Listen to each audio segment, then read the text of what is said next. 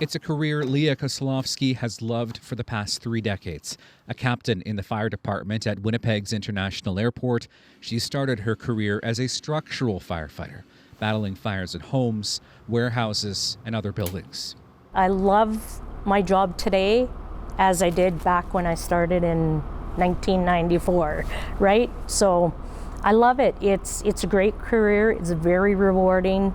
But that past caught up to Kozlowski in January of 2020 when she joined a grim and growing list of firefighters diagnosed with occupational-related cancers. I was diagnosed with bladder cancer, went through surgery, had the tumor removed, had another little tumor form about 8 months after. It's no secret that firefighting is a dangerous occupation. Smoke, fumes, and substances like asbestos prompted the World Health Organization to list firefighting as a Group 1 carcinogen last year. Neil McMillan is with the International Association of Firefighters and says last year alone, a staggering 95% of firefighter on-duty deaths in Canada were linked to cancer, not fire.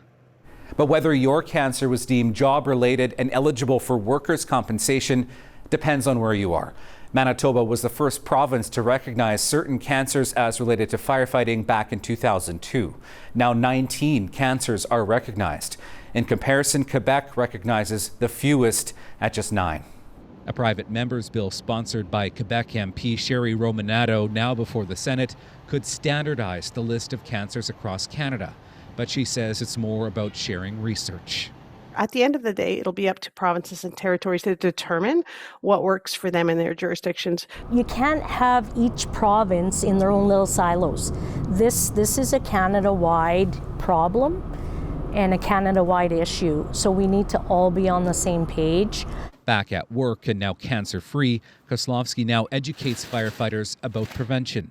She says record keeping, which is key, is still lacking, especially in rural areas. There is still barriers. I've talked to a lot of rural firefighters in the province here. They're getting denied coverage. She says while there is still more work to do, talking about the risks has led to progress.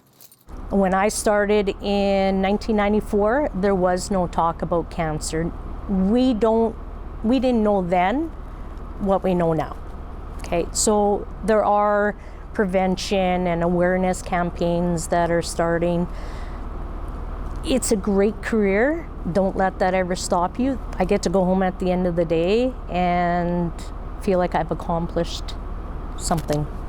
Riley Laychuk, CBC News, Winnipeg.